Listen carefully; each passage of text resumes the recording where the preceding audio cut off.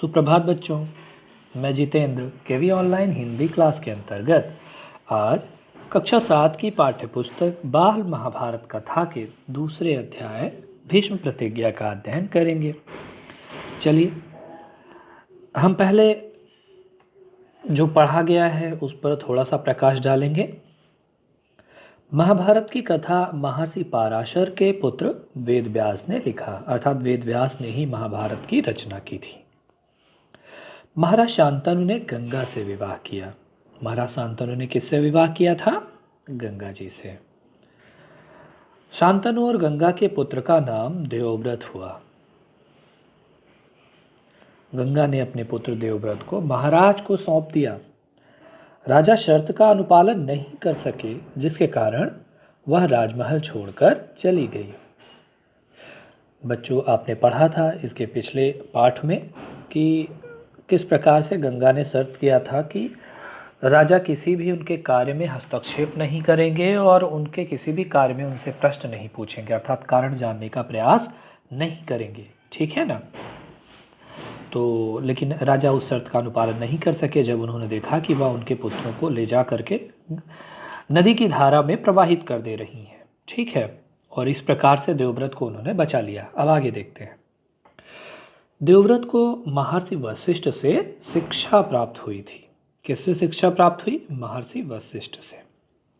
आइए जानते हैं देवव्रत का नाम भीष्म किस प्रकार हुआ। जब अपने वीरपुत्र देवव्रत को, अर्थात पूरी तरह से उसका पालन पोषण करके गंगा ने राजा शांतनु को अपने पुत्र को सौंप दिया। ठीक है, और वैसे तेजस्वी अर्थात तेजवान पुत्र को पाकर के फिर आगे देखते हैं क्या होता है।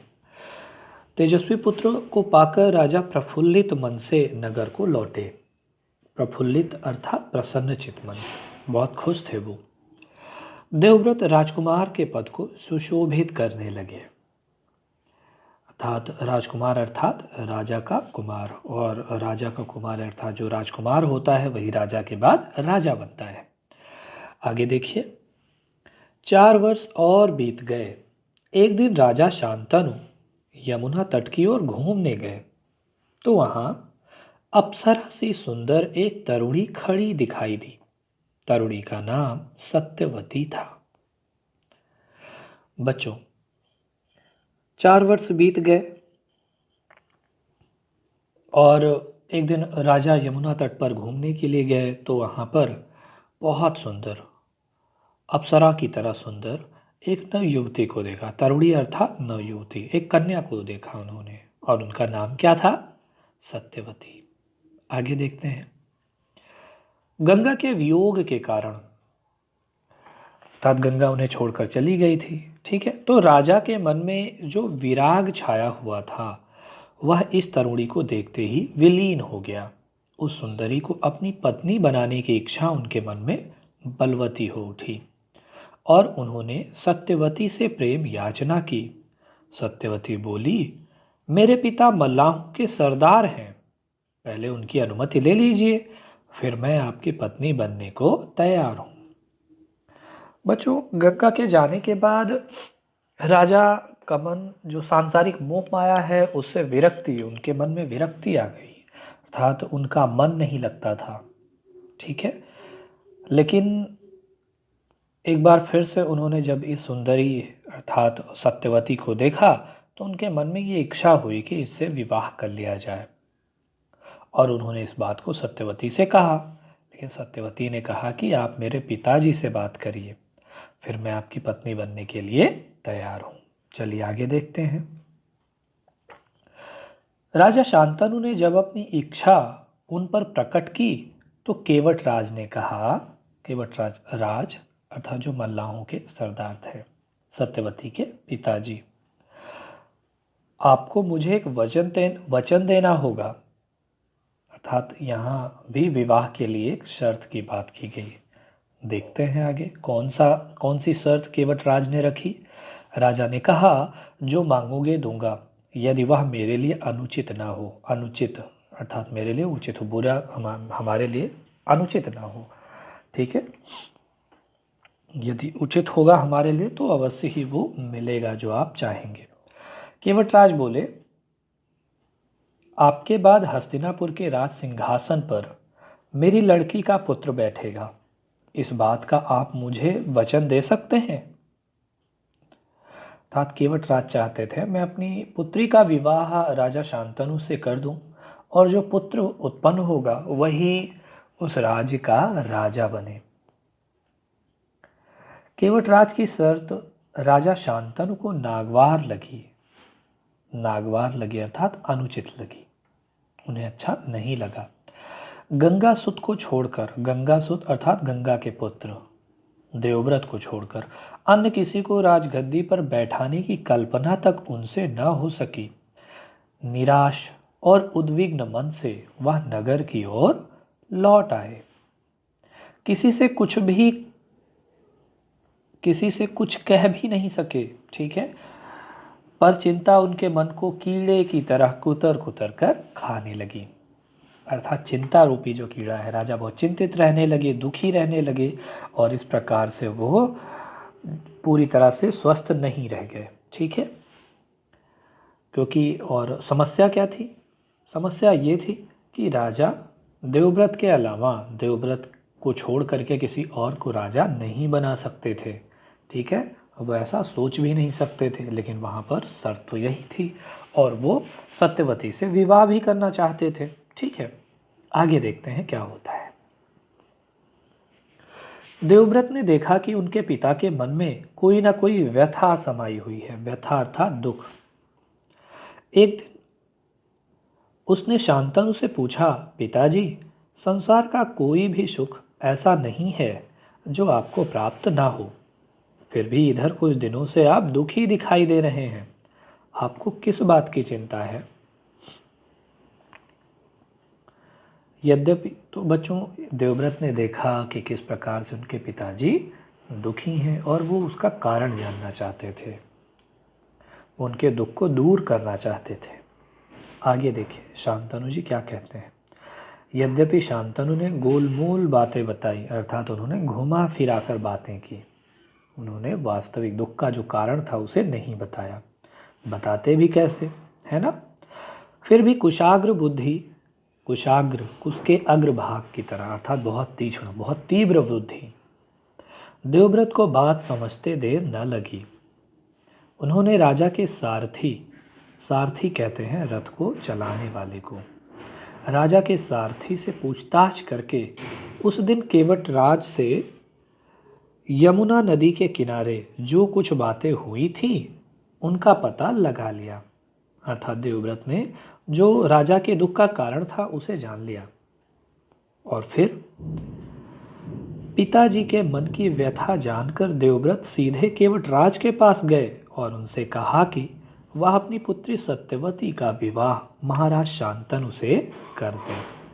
अब देखते हैं आगे क्या होता है। केवटराज ने वही शर्त दोहराई जो उन्होंने शांतनु के सामने रखी थी।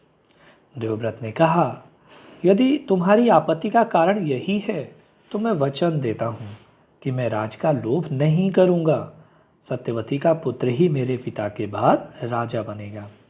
बच्चों ये छोटी बात नहीं थी, देवव्रत ने ये कह दिया कि अब मैं ठीक है, मैं राजा नहीं बनूँगा, अब तो आपको कोई समस्या नहीं है, ठीक है, मैं आपको वचन देता हूँ कि मैं राज्य का लोभ नहीं करूँगा। लेकिन केवटराज इससे भी संतुष्ट नहीं हुए, उन्होंने और दूर की सोची, क्योंकि आपको पता है कि प्रत्येक व्यक्ति अपने भविष्य की चिंता करता है और उसे हर संभव सुरक्षित बनाना चाहता है, और यही बात केवटराज ने भी की। देखते हैं केवटराज ने आगे क्या किया। बोले, आर्यपुत्र, इस बात का मुझे पूरा भरोसा है कि आप अपने वचन पर अटल रहेंगे, किंतु आपकी संतान से मैं वैसी आशा कैसे कर सकता हूँ? आप जैसे वीर का पुत्र भी तो वीर ही होगा, बहुत संभव है कि वह मेरे नाती से राज्य छीनने का प्रयत्न करे, इसके लिए आपके पास क्या उत्तर है? तो बच्चों, केवटराज के मन में एक लोभ था, एक लालच थी, मैंने आपको कहा ना कि लालच बहुत बुरी चीज़ है। कभी भी लालच का परिणाम, लालच द्वारा किए गए कार्यों का रिजल्ट, जो परिणाम है, वो अच्छा कभी नहीं होता। और यही चीज़ यहाँ पर केवटराज के अंदर था। सोचिए, उन्हें अपनी पुत्री का वैवाहिक राजा से करने का सौभाग्य प्राप्त हो रहा था, लेकिन उनके मन में एक लालच था। वो चाहते थे कि उनकी पुत्री का बेटा, उसका भविष्य, जो अभी हुआ ही नहीं है, उसका भी भविष्य निश्चित करना चाहते थे। और इतना ही नहीं, उसे कोई प्रॉब्लम ना हो, कोई समस्या ना हो, इस बात के लिए भी प्रयत्न कर रहे थे। अब देखते हैं कि अपने पिता के लिए कुछ भी कर देने वाले, अपने पिता का सुख चाहने वाले देवव्रत अब क्या करते हैं। आगे, केवटराज का प्रश्न अप्रत्याशित था, अर्थात आशा के विपरीत था, जिसकी उम्मीद ही नहीं की थी। यानी ये इसकी कोई उम्मीद ही नहीं थी कि इस प्रकार की समस्या भी आ सकती है। ऐसा देवव्रत ने बिल्कुल सोचा ही नहीं था। ठीक है, उसे संतुष्ट करने का यही अर्थ हो सकता था कि देवव्रत अपने भविष्य का भी बलिदान कर दें, किंतु पितृभक्त देवव्रत इससे जरा भी विचलित नहीं हुए, जरा भी नहीं घबराए। विचलित होना अर्थात वो जरा भी उससे डगमगाए नहीं, जरा भी घबराए नहीं। अब आगे देखते हैं। गंभीर स्वर में उन्होंने यह कहा, मैं जीवन भर विवाह नहीं करूँगा, आजन्म ब्रह्मचारी रहूँगा, मेरे संतान ही ना होगी। अब तो तुम संतुष्ट हो। बच्चों, ये छोटी बात नहीं थी, ये बहुत बड़ी बात थी। एक छोटे से बालक का, एक युवान का इस प्रकार की प्रतिज्ञा कर लेना, आजीवन विवाह ना करने का शपथ ले लेना, प्रतिज्ञा कर लेना।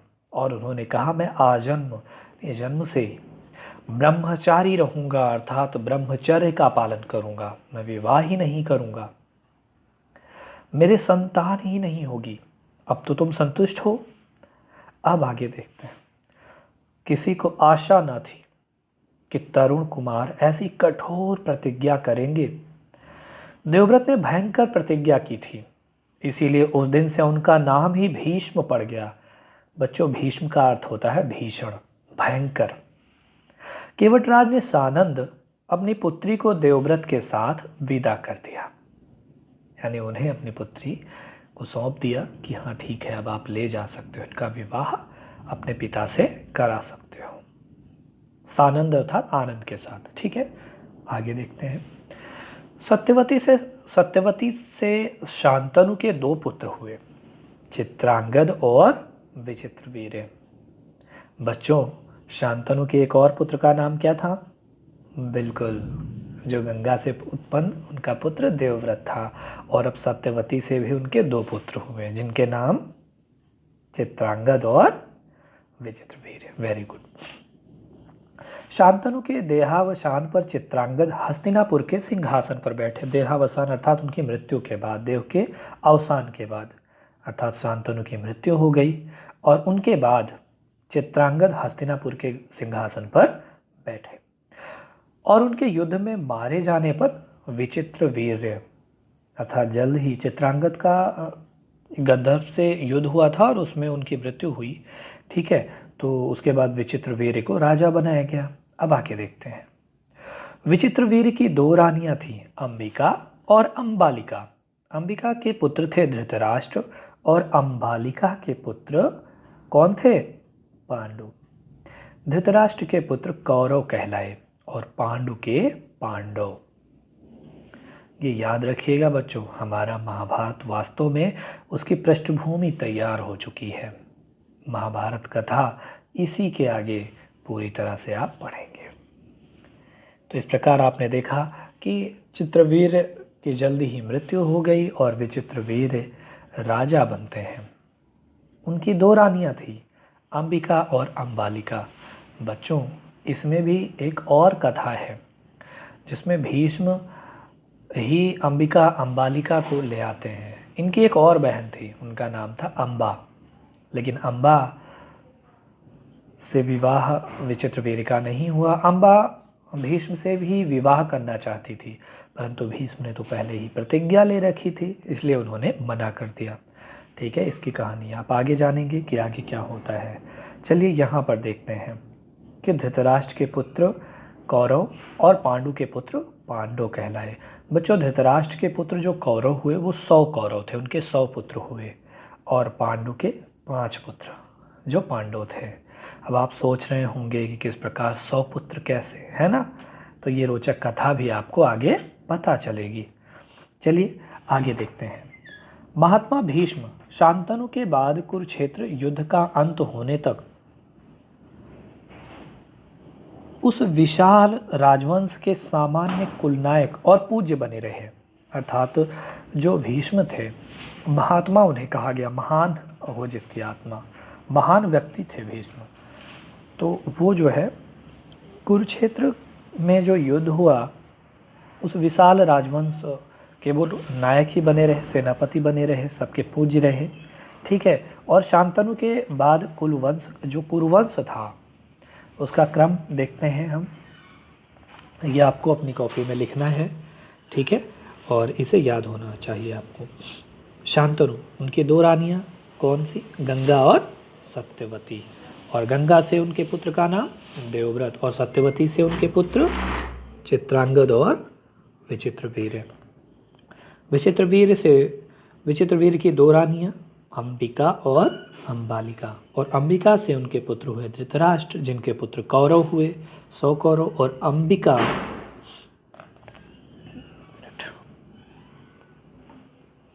और अंबालिका से यहाँ पे देखिए पांडु।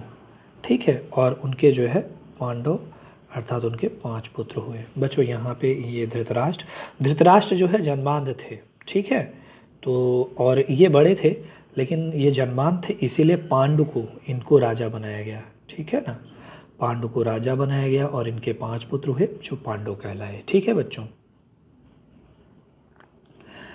तो चलिए देखते हैं शब्दार्थ। शब्द संपदा। प्रफुल्लित अर्थात प्रसन्नचित्त। तरुणी अर्थात नवयुवती, कन्या। नागवार, नागवार अर्थात अनुचित, जो उचित ना हो। व्यथा अर्थात दुख। कुशाग्र बुद्धि, कुशा के अग्र भाग की तरह, जैसे कुशा होती है उसके आगे बहुत सुई की भांति तीखी होती है, तो कुशाग्र बुद्धि अर्थात तीक्ष्ण बुद्धि, जो बहुत बुद्धिमान हो। ठीक है। अप्रत्याशित, आशा के विपरीत, जिसकी आशा न की गई हो। प्रतिज्ञा अर्थात शपथ। ठीक है, और सानंद अर्थात आनंद के साथ। चलिए कुछ अभ्यास प्रश्नों को देखते हैं। पहला प्रश्न है, शांतनु ने गंगा के तट पर किसे देखा? आपके लिए अगला प्रश्न है, सत्यवती किसकी पुत्री थी? तीसरा प्रश्न, राजा क्यों दुखी रहने लगे? चौथा प्रश्न है, विवाह के लिए केवटराज ने क्या शर्त बताई? पांचवा प्रश्न है, जीवन भर विवाह न करने और आजीवन ब्रह्मचारी रहने की शपथ किसने लिया? बच्चों ये आपके प्रश्न हैं। ठीक है, इसके साथ मैं आपसे पूछना चाह रहा हूँ इस प्रश्न का उत्तर कि पांडु के पुत्र कौन कहलाए? उन्हें क्या कहे गए? पांडव। और धृतराष्ट्र के पुत्र कौरव। ठीक, गुड। तो आपको ये समझ में आया होगा। बहुत बहुत धन्यवाद। इसके आगे हम अगले वीडियो में मिलेंगे।